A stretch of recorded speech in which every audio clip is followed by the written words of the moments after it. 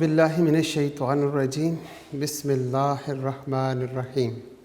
अल्लाह के पाक नाम से शुरू करते हैं जो बड़ा मेहरबान और नहायत रहम करने वाला है। यूनिक ग्रुप ऑफ इंस्टीट्यूशन की तरफ से अज़ीज़ तलबा व तालिबात ये ऑनलाइन लेक्चर्स आपकी तालीम और तरबियत के लिए आप तक प्रोवाइड किए जा रहे हैं और आप सब बच्चे मुझसे स्टेटिस्टिक्स यानी कि शुमारियात पढ़ते हैं। हमारी क्लास है सेकेंड ईयर और चैप्टर हम 11 कर रहे हैं जिसका नाम sampling techniques and sampling distribution है। इसमें हम एक्सरसाइज 11.2 कर रहे हैं और 11.2 का क्वेश्चन नंबर 3 का ए पार्ट और बी पार्ट हमने कंप्लीट किया था।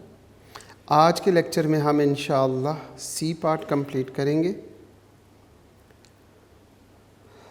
हस्ब मामूल हम अपने लेक्चर का आगाज़ इल्म की दुआ से करते हैं और अपने रब से इल्म मांगते हैं इन अल्फाज के साथ। अल्लाहुम्मा उर्ज़ुक़नी इल्मन नाफ़िअन वासिअन हमीकन।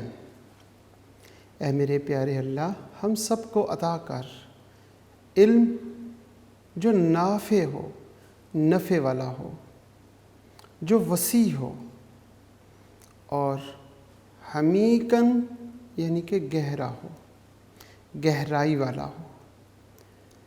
नाफ़े इस कदर नाफ़े हो कि उससे हमें तो नफ़ा मिले ही मिले, हमारे इर्द गिर्द रहने वाले लोगों को और हमारे बाद आने वाले लोगों को भी हमारे इल्म से ए मेरे परवरदिगार फैज़ जारी फरमा। वसी इतना हो कि ए अल्लाह तेरी मशरिक़ों से शुरू हो और तेरी मगरिबों तक चला जाए, और हमीकन गहराई वाला इल्म इतना हो कि सातों आसमानों से शुरू हो, सातों आसमानों के ऊपर से शुरू हो और सातों ज़मीनों की तह तक। ये वासिअन और हमीकन में ए अल्लाह हम तेरी सारी कायनात का इल्म तुझसे तलब कर रहे हैं। इसके साथ साथ हम दरूद इब्राहीमी को समझ के पढ़ते हैं। आज दरूद इब्राहीमी का जो पहला हिस्सा है उसे हम पढ़ेंगे। अल्लाहुम्मा, ए मेरे प्यारे अल्लाह, सल्ले रहमत नाजिल फरमा अला मुहम्मदिन, मुहम्मद सल्लल्लाहु अलैहि वसल्लम पर, व आला आल मुहम्मदिन, और हज़रत मोहम्मद सल्लल्लाहु अलैहि वसल्लम की आल औलाद पर, कमा जिस तरह, सल्लैता ए मेरे प्यारे अल्लाह आपने रहमत नाजिल फरमाई अला इब्राहीमा, इब्राहीम अलैहिस्सलाम पर, व आला आल इब्राहीमा, और हज़रत इब्राहीम अलैहिस्सलाम की आल औलाद पर उस तरह की रहमतें हमारे प्यारे नबी हज़रत मोहम्मद सल्लल्लाहु अलैहि वसल्लम पर और उनकी आल औलाद पर नाजिल फरमा। इन्नका हमीदुन मजीद, बेशक तमाम की तमाम तारीफ़ें ए मेरे प्यारे अल्लाह आपके लिए हैं और आपकी शान सबसे आला है। बहुत शुक्रिया। आज के लेक्चर का हम आगाज़ करते हैं। एक्सरसाइज हमारी है 11.2। एक्सरसाइज हमारी कौन सी है? 11.2 और पेज नंबर 50 और क्वेश्चन नंबर 3 का सी पार्ट। क्वेश्चन नंबर 3 का सी पार्ट अगर हम देखें तो उसमें लिखा हुआ है, draw all possible sample of size n is equal to 3 with replacement from the population 3, 6, 9 and 12, assuming the 64 possible samples equally likely from the sampling distribution of the sample mean. Hence, state and verify the relation between number 1, the mean of the sampling distribution of sample mean and the population mean, and the variance of the sampling distribution of the sample mean and the population mean. ये verify करना है।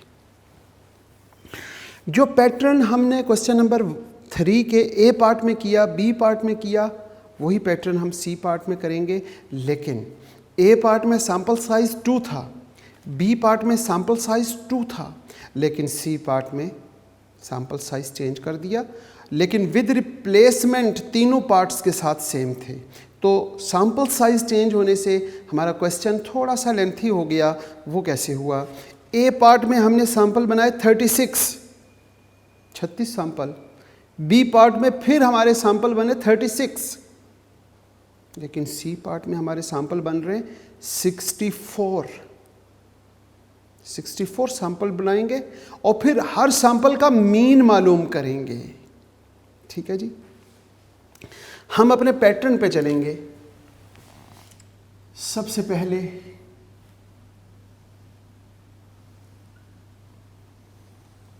बात करते हैं population.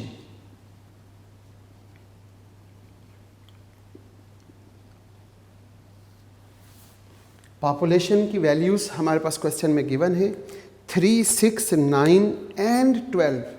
हम यहाँ पे लिखेंगे 3, 6, 9 एंड 12। इसके साथ ही हमने क्या लिखना होता है? Population size. Population size is represented by capital N और काउंट करें 1, 2, 3 एंड 4। आपके पास 4 पॉपुलेशन साइज है। इसके बाद हम लिखते हैं sample size. Sample size book में क्वेश्चन में गिवन होता है n is equal to 3।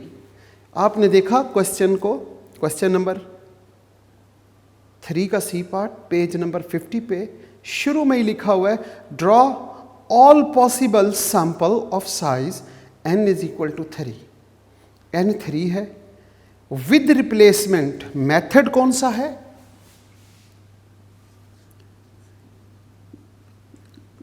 Sampling method. Sampling method is with replacement. ये भी बुक में गिवन है हमारे पास। Draw all possible sample of size n is equal to 3 with replacement from the population 3, 6, 9 and 12। 3, 6, 9 and 12 इन्हें count कर लें। वो आपके पास पॉपुलेशन साइज है, सैंपल साइज क्वेश्चन में गिवन है। इसी तरह सैम्पलिंग मेथड वो भी क्वेश्चन में गिवन है। 2 मेथड्स हैं, या तो वो कहेगा विद रिप्लेसमेंट या वो कहेगा विदाउट रिप्लेसमेंट। तो यहाँ पे हमने विद रिप्लेसमेंट लिख लिया क्योंकि क्वेश्चन में विद रिप्लेसमेंट है, और अगर विदाउट रिप्लेसमेंट होता तो यहाँ विदाउट रिप्लेसमेंट लिख लेते। इसके बाद असल में ये हेडिंग्स के साथ प्रॉपर तरीके के साथ मैं आपको एक पैटर्न सिखाता हूँ, उस पैटर्न को फॉलो किया करें और उसी पैटर्न से क्वेश्चंस को सॉल्व किया करें। इसके बाद हम बात करते हैं, हमारे पास x की वैल्यूज़ जितनी भी हैं पॉपुलेशन की वैल्यूज़, और उनका स्केयर कर लेते हैं। x की वैल्यूज़ हैं आपके पास 3, 6, 9 एंड 12। 3 का स्केयर सब बच्चों को मालूम है 9, 6 स्केयर 36, 9 का स्केयर 81 एंड 12 144। और इन दोनों कॉलम्स का टोटल कर लेंगे। इन दोनों कॉलम्स का जब आप टोटल करते हैं तो यहाँ तो इसका टोटल 30 आ गया और यहाँ पे 270, 30 एंड 270। इसके बाद अब आपने क्या मालूम करना है? इसके बाद आपने मालूम करना है पॉपुलेशन मीन। पॉपुलेशन मीन को हम रिप्रेजेंट करते हैं म्यू से, और फार्मूला होता है summation capital X over capital N. यहाँ पे बच्चे गलती करते हैं क्योंकि उन्होंने मीन का फार्मूला पढ़ा होता है समीशन एक्स ओवर एन, और एन हमेशा वो स्मॉल एन लिखते हैं क्योंकि यहाँ बात हो रही है पॉपुलेशन की। और यहाँ अगर आपने स्मॉल एन लिखा और स्मॉल एन की जगह पे आपने 3 पुट कर दिया तो फिर पॉपुलेशन मीन गलत हो जाएगा। यहाँ पे फार्मूले को बड़े ध्यान से देखना है, समीशन कैपिटल एक्स लिखना है क्योंकि हमने यहाँ कैपिटल एक्स से रिप्रेजेंट किया है, और capital x is represented by population values. तो पॉपुलेशन वैल्यूज़ को कैपिटल एक्स के साथ और पॉपुलेशन साइज को हम कैपिटल एन से डिनोट करते हैं, और फार्मूले में यहाँ mu summation X over capital N. अगर हम यहाँ वैल्यूज़ पुट करते हैं तो वैल्यूज़ समीशन एक्स हमारे पास 30 है, तो हम यहाँ पे लिखते हैं 30 ओवर, ये हमारे पास है जी 4, तो म्यू हमारे पास कितना आया, 30 को अगर 4 पे डिवाइड करेंगे तो 7.5 आ जाएगा। हमारे पास म्यू की वैल्यू आ गई 7.5। Mu represented by population mean. इसके बाद population variance. Population variance, population variance represented by sigma square, और फार्मूला क्या होता है सिग्मा स्क्वायर, और सिग्मा स्क्वायर का फार्मूला होता है जनाब sigma square is equal to summation x square over capital N minus summation x over capital N का whole square. Summation x square 270 over 4, capital N 4 है, माइनस 30 ओवर 4 और उसका square ले लेते हैं। अब जब आप 270 को 4 पे डिवाइड करते हैं तो आपके पास आंसर आता है 67.5। यहाँ पे 67.5 माइनस यहाँ पे हमारे पास 7.5 का स्क्वायर। अब आप देखें कि 67.5 माइनस 7.5 का स्क्वायर लेकर उसे माइनस करेंगे तो आपके पास आंसर आ जाएगा 11.25। 11.25 ये आपके पास सिग्मा स्क्वायर आ गया। अब इस क्वेश्चन को ज़रा गौर से देखें तो यहाँ पे पहला तो हमने फर्स्ट पार्ट में तो हमने साबित ये करना है, वेरीफाई ये करना है mean of the sampling distribution of sample mean and the population mean. Population mean हमने यहाँ फाइंड कर लिया। दूसरे नंबर पे हमने मालूम करना है the variance of the sampling distribution of sample mean and the population variance. तो हमने यहाँ पे पॉपुलेशन वेरिएंस को रिप्रेजेंट कर लिया। अगर वो स्टैंडर्ड डेविएशन कहता तो क्या करते हम, फिर हम यहाँ पे स्क्वायर रूट ले लेते और यहाँ पे इसका स्क्वायर रूट ले लेते एंड पे। हम उसको भी साथ अपनी प्रैक्टिस के लिए साथ रखते हैं। पॉपुलेशन स्टैंडर्ड डेविएशन की बात करता है। 3 बातें हमने यहाँ वेरीफाई करनी होती हैं, मीन, वेरिएंस और स्टैंडर्ड डेविएशन। तो स्टैंडर्ड डेविएशन के लिए हमने क्या करना है, सिर्फ सिग्मा लिखना है और अंडर रूट में फार्मूला वही रहेगा summation X square over capital N minus summation X over capital N का स्क्वायर।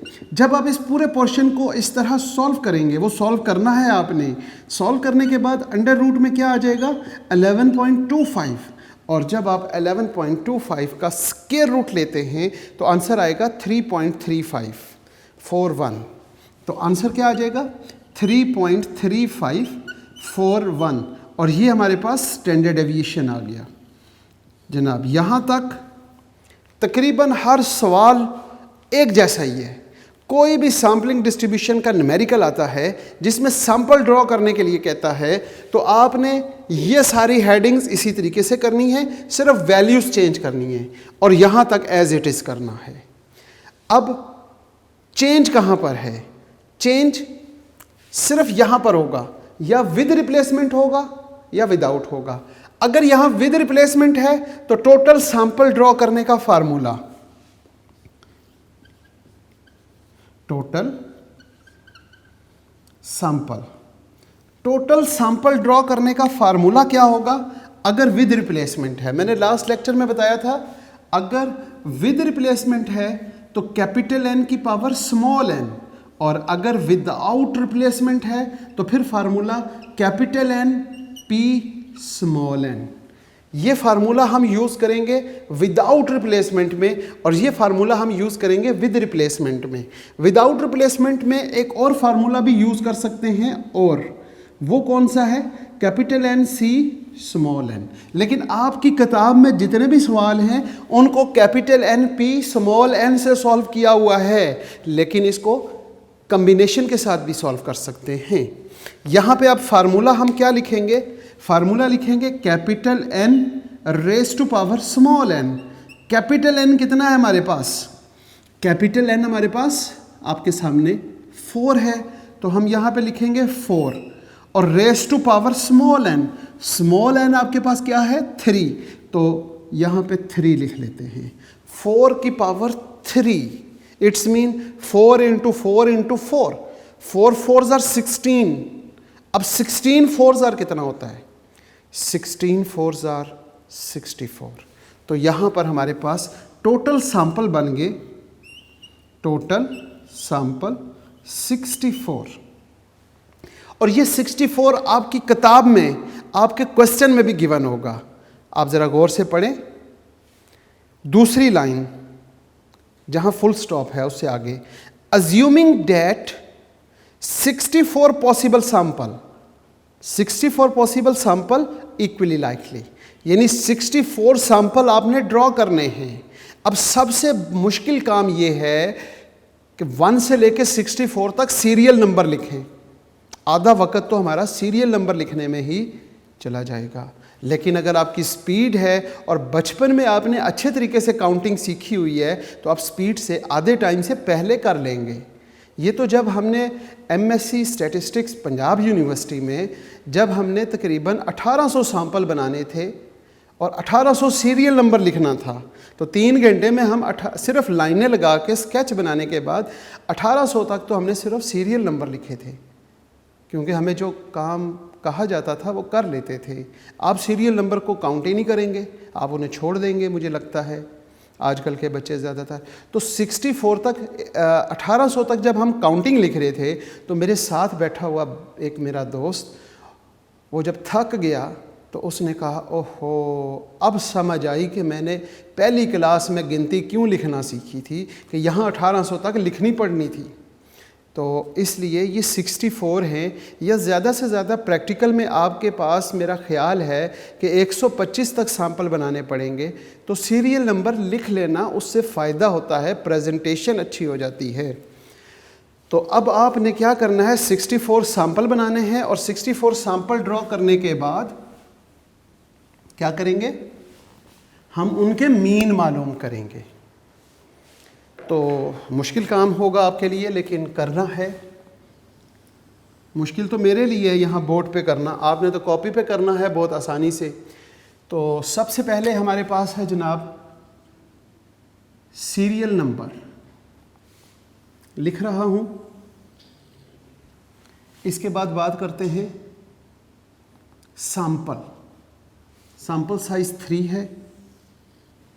फिर इसके बाद हमारे पास मीन x बार, और मुझे मालूम है कि 64 यहाँ से लेके यहाँ तक तो पूरे नहीं होने वाले, इसलिए मैं आगे भी बनाऊंगा सीरियल नंबर। फिर हम बात करेंगे सैंपल, और सैंपल के बाद हमारे पास आ जाएगा x बार यानी कि मीन। फिर हम यहाँ पे लिखते हैं सीरियल नंबर, यहाँ पे लिखेंगे सैंपल, और यहाँ पे लिखेंगे x बार। मज़ीद ज़रूरत पड़ेगी तो हम आगे भी बना लेंगे। सीरियल नंबर 1 2 3 4 5 6 7 8 9 10 11 12, 13, 14, 15, 16, 17, 18, 19 और 20। अगर मैं 20 यहाँ 20 यहाँ 40, 50, 60 और 4 सैंपल हम मज़ीद आगे बना लेंगे। हालांकि मुझे आज सुबह किसी ने मशवरा भी दिया था कि बस आपने पैटर्न सिखाना है बच्चों को और उसके बाद बच्चे खुद कर लेंगे। पैटर्न के साथ साथ मेरी कोशिश होगी कि मैं बच्चों को करके कंप्लीट समझाऊं ताकि कोई भी बच्चा ऐसा ना हो जिसको प्रॉब्लम हो। यहाँ पर ये हमारे पास टोटल 64 सैंपल बनाने के लिए आपके पास ये जो लाइंस पे अब लगा रहा हूँ ये आपकी कॉपी पे लगी होंगी। आपने सिर्फ कॉलम के लिहाज से लाइंस लगानी है। 12, 13, 14, 15, 16, 17, 18, 19 और 20। अब हम बात करते हैं जनाब सीरियल नंबर 21, 22, 23, 24, 25, 26, 27, 28, 29, 30, 31, 32, 3, 4, 5, 6, 7, 8, 9 एंड 40। यहाँ पे सीरियल नंबर आ जाएगा 41, 42, 43, 44, 45, 46, 47, 48, 49, 50, 1, 52, 53, 54, 55, 55, 56, 57, 58, 59 एंड 60। यहाँ पे बात करेंगे 61, 62, 63, 64 और 65। यहाँ पे आ गई सीरियल नंबर, यानी कि हम यहाँ पे लिखेंगे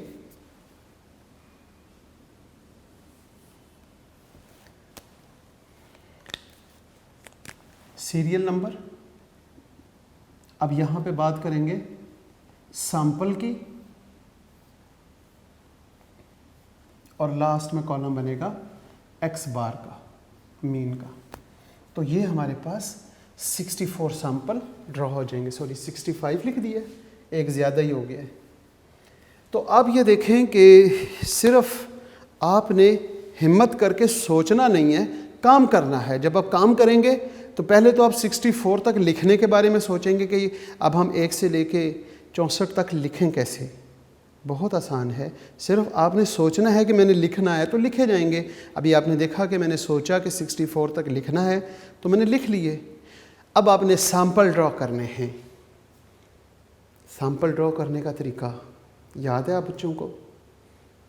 टोटल सैंपल हमने कैसे बनाए थे? 4 की पावर 3। 4 की पावर 3 मतलब 64। टोटल सैंपल 64 बन गए। हमने 64 तक सीरियल नंबर लिख लिया। अब हम क्या करेंगे, इसकी पावर्स को कम करते जाएंगे जब तक ये ज़ीरो नहीं होता। यहाँ पे हम ज़रा अपने पास से लिखते हैं। 4 की पावर 3 थी तो अब 4 की पावर 2 कर लें, 4 की पावर 1 कर लें और 4 की पावर 0 कर लें। 4 की पावर 2 इट्स मीन्स 16। 4 की पावर 4 इसका मतलब 4। 4 की पावर 0 1। यहाँ पे पहले टोटल सैंपल देखते हैं विद रिप्लेसमेंट में सैंपल बनाने का तरीका। पहले भी सिखाया है सैंपल साइज 2 के साथ, आज हम सैंपल साइज 3 के साथ सीखेंगे। कैपिटल एन की पावर स्मॉल एन, 4 की पावर 3, 64 सैंपल ड्रॉ हो गए। अब इन 64 सैंपल के लिए हमने 64 सीरियल नंबर, सैंपल और मीन का स्केच बना लिया। इसके बाद अब क्या करेंगे, अब इसकी पावर को एक कम करेंगे। 4 की पावर 3, 4 की पावर 2 कर ली हमने। 4 की पावर 2 16, 4 की पावर एक और कम करें, 4 की पावर 1, आंसर 4 आ जाएगा। 4 की पावर एक और कम करें, 0 तक हमने जाना है तो वो हमारे पास 1 आ गया। पहला आंसर है जनाब 16। क्या है? 16। तो 16 टाइम आप पहली वैल्यू लिखेंगे। पहली वैल्यू कितनी दफ़ा लिखेंगे? 16 मरतबा। 3 को 16 दफ़ा लिखेंगे। तो हम यहाँ पे लिखते हैं 1 2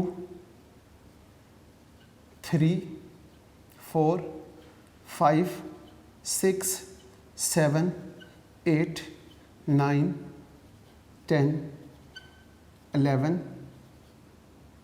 12 13 14 और 15 और 16। 16 मरतबा आपने पहली वैल्यू 3 को लिखा।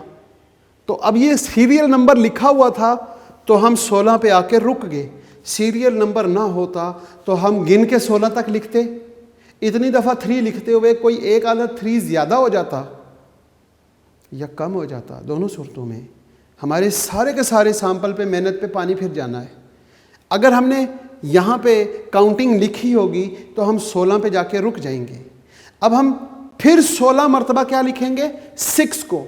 अब हमें पता है कि 16 में 16 जमा करें तो 32 होता है। अब हम 32 पे जाके रुकेंगे और 6 लिखते हुए जाएंगे। यहाँ पे लिखेंगे 1 time 6, 2 time, 3 time and 4 time. इसके बाद यहाँ पे आ जाते हैं 5 6 7 8 9 10 11 12 13 14 15 एंड 16। देखें 32 पे पहुंचे तो 16 मरतबा लिख लिया। ये 6 को हमने 16 मरतबा लिख लिया। 16 और 16 32 होते हैं। फिर अगर इसमें 16 और डाल दें तो वो कितने होंगे? अगर हम मज़ीद 16 तो वो 48 हो जाएंगे। अब हमने 48 पे जाके हमने 9 को रोकना है। अब हम 48 शुरू करते हैं। 48 तक 9 लिखेंगे। कैसे लिखेंगे? लिखेंगे 9, पढ़ेंगे 1 टाइम लिखा, फिर 9 लिखेंगे लेकिन पढ़ेंगे 2। तो ये 1, ये 2, ये 3, ये 4, ये 5, ये 6, ये 7, ये 8। यहाँ पे 9 10 11 12 13 14 15 16 और 16 टाइम हमने 9 लिख लिया।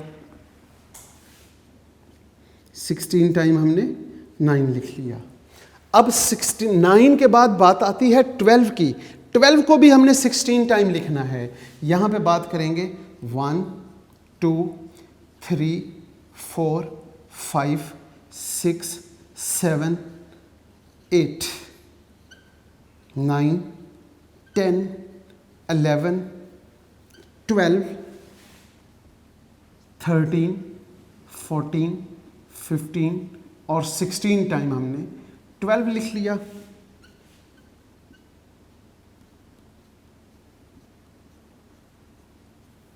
ये कंप्लीट हो गए और 64 पे जाके कंप्लीट हो गए। अब 16 टाइम हमने ये लिख लिया है। अब हम बात करते हैं 4 टाइम। अब हर वैल्यू को 4 टाइम लिखना है। मतलब 3 को कितनी टाइम लिखना है? 1 2 3 4 टाइम 3 लिखा। 3 के बाद 6, 1 2 3 4 टाइम 6 लिखा। फिर 9, 1 2 3 एंड 4 टाइम हमने 9 लिख लिया। अब 12, 1 2 3 4 टाइम हमने 12 लिखा। तो आप देखें कि जो हमने पहले 3 लिखे थे वहाँ पे आके कंप्लीट हो गए। अब दोबारा से इसी चीज़ को रिपीट करना है। अब हमने 4 टाइम 3 लिखना है तो हम लिखेंगे 3, 1 2 3 और 4 टाइम 3। 3 के बाद बात आती है 6 की। 1 2 3 और 4 टाइम। फिर 9, 1 2 3 एंड 4 टाइम। फिर इसके बाद 12, 1 2 और 3 और 4 टाइम 12 लिख लिया। अब इसी बात को रिपीट करेंगे 9 के साथ। और वो कैसे करेंगे? यहाँ 3, 1 2 3 और 4 टाइम। फिर उसके बाद आते हैं 6, 1 2 3 और 4 टाइम। फिर 6 के बाद हमारे पास 9, 1 2 3 और 4। और फिर हम 12 की बात करेंगे। 1 2 3 एंड 4 टाइम 12 भी लिख लिया। अब हम बात करते हैं रिपीट 12 के साथ। 1 2 3 और 4, 1 2 3 4। अब 6, 1 2 3 एंड 4। अब 9, 1 2 3 एंड 4 और फिर 12। 9 के बाद 1 2 3 एंड 4। आपने देखा सारी वैल्यूज़ को मैंने 4-4 मरतबा लिखा, और जब 4-4 मरतबा कंप्लीट हो जाएगा तो अब हमने क्या करना है, हर वैल्यू को 1 टाइम लिखना है। लेकिन उससे पहले हम कॉमा डाल लें ताकि कंप्लीट हो जाए। ये 1 टाइम कैसे लिखेंगे? आता है लिखना 1 टाइम या नहीं?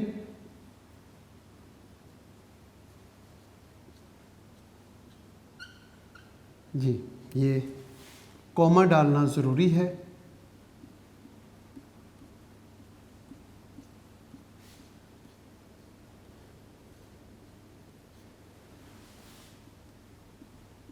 जी, 1 टाइम बात आ गई तो 1 टाइम बात करेंगे। 3 6 9 और 12।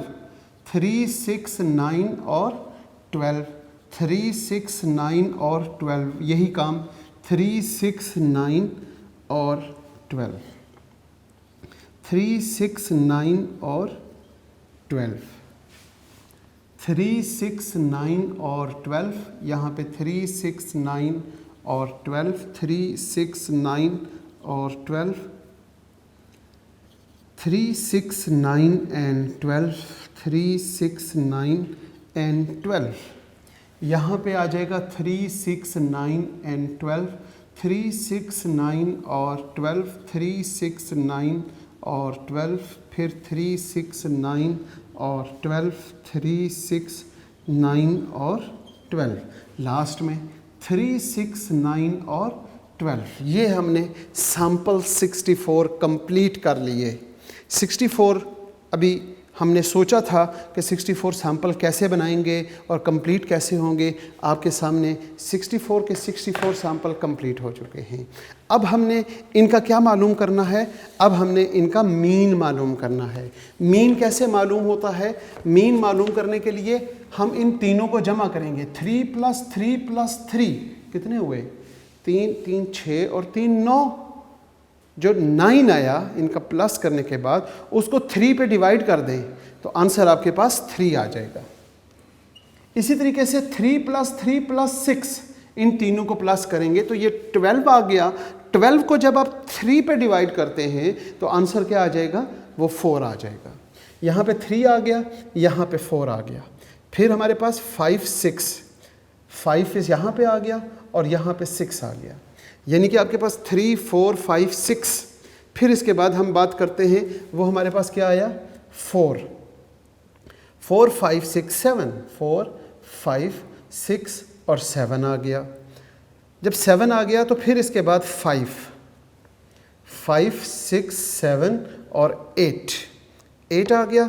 8 के बाद फिर हम बात करते हैं 6 7 8 और 9 के बाद बात आ जाती है यहाँ पे। फिर जब हमने यहाँ पे 9 12 फिर यहाँ पर हम देखते हैं 4 5 6 7। 4 5 6 और 7 आ गया 20 तक। इसके बाद 21 सैंपल है। 21 सैंपल में 6 + 6 12 हो गया। 12 13 14 और 15।